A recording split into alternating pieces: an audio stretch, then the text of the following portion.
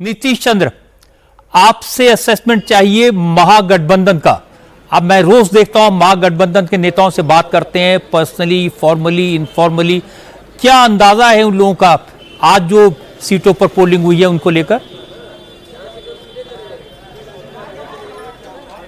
जी हाँ, महागठबंधन के कई नेताओं से मेरी बात हुई। अभी अलग अलग जिलों से वो कह रहे हैं कि फीडबैक हम ले रहे हैं, लेकिन कुछ नेताओं से मेरी बात हुई, उनका ये कहना है कि पिछली बार जो उनका प्रदर्शन रहा था उसके थोड़े कम के आसपास वो रहेंगे। तो यहाँ ध्यान देने वाली बात यह है कि पिछली बार जो कामयाबी मिली थी महागठबंधन को, खासतौर से आरजेडी को, वो उसमें से ज़्यादा सीटें पहले चरण में थी। पिछली बार 75 सीटें आरजेडी जीती थी, जिसमें से 42 सीटें पहले चरण में जीती हुई थी। ऐसी स्थिति में यदि सत्ता तक आरजेडी को पहुंचना था तो उनके लिए जरूरी था कि पहले चरण में वो लीड लेते। लेकिन पहले चरण में जिस तरह की खबरें आ रही हैं उसमें यह साफ तौर पर दिख रहा है कि एनडीए को यहाँ बढ़त मिलती दिख रही है।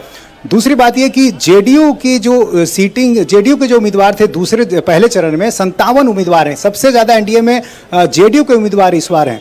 हम सब जानते हैं कि पिछली बार नीतीश कुमार का जो परफॉर्मेंस था जेडीयू का, वो काफ़ी खराब रहा था और उसकी वजह थे चिराग पासवान और उपेंद्र कुशवाहा। चिराग पासवान की वजह से 34 सीटों पर और उपेंद्र कुशवाहा की वजह से 10 सीटों पर नुकसान हुआ था। इस बार दोनों इनके साथ हैं। इसके अलावा कई नई चीज़ें जुड़ी हैं, जो तमाम सोशल वेलफेयर की स्कीम्स हैं, महिलाओं का जो झुकाव रहा है। तो इसकी वजह से नीतीश कुमार के लिए, जेडीयू के लिए इससे नीचे जाने की कोई वजह नहीं है, इससे ऊपर जाने की गुंजाइश है। और इस तरह की खबरें भी आ रही हैं कि जेडीयू का स्ट्राइक रेट इस बार काफ़ी अच्छा देखने को मिलेगा। अब इसको रीजन वाइज यदि आप देखें तो शाहाबाद में पिछली बार प्रदर्शन बहुत अच्छा नहीं था बीजेपी का। आरा में सिर्फ 2 सीटें मिली थी 7 में से, बक्सर में तो 0 था। तो इस बार यहां भी एनडीए बेहतर कर रही है। तो इस नजरिए से आप देखें तो एनडीए जो है महागठबंधन के मुकाबले पहले चरण में आगे है। और अलग अलग जिलों से नीतीश, आप लगभग वही बात कह रहे हैं जो देवेंद्र पाराशर ने बताई।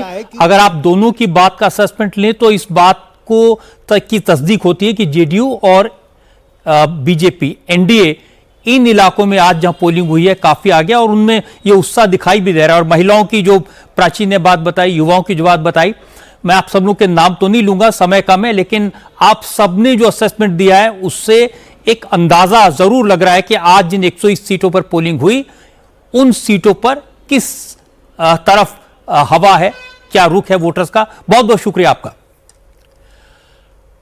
ग्राउंड पर मौजूद हमारे रिपोर्टर्स ने पोलिंग के बाद जो कुछ बताया उससे कुछ बातें तो क्लियर हो जाती हैं। एक तो यह कि महिला वोटर्स ने भारी तादाद में वोट डाला।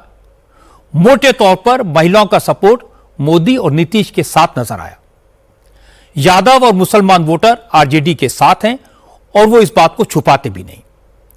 पिछड़े समाज के लोग 2 वक्त के राशन से, सरकारी योजनाओं से खुश नजर आए, वो मोदी के साथ हैं। पहले फेज की वोटिंग के बाद रिपोर्टर्स का इंप्रेशन है कि सवर्ण जातियां हिंदुत्व के कारण एनडीए को वोट कर रही हैं। चुनाव में नीतीश कुमार से कहीं कोई नाराजगी नजर नहीं आई। जहां तक प्रशांत किशोर का सवाल है, उनका नाम सब जानते हैं, उनका प्रोग्राम भी लोगों को मालूम है, पर कितने लोग उन्हें वोट देंगे इसके बारे में डेफिनेट तौर पर कोई कुछ नहीं कह सकता। अब सभी पार्टियों का फोकस सेकंड फेज की सीटों पर शिफ्ट हो चुका है। इसमें मुस्लिम डोमिनेशन वाला सीमांचल है, जहां से आरजेडी और कांग्रेस को जितनी उम्मीद है उससे कहीं ज्यादा उम्मीद असदुद्दीन ओवैसी को है।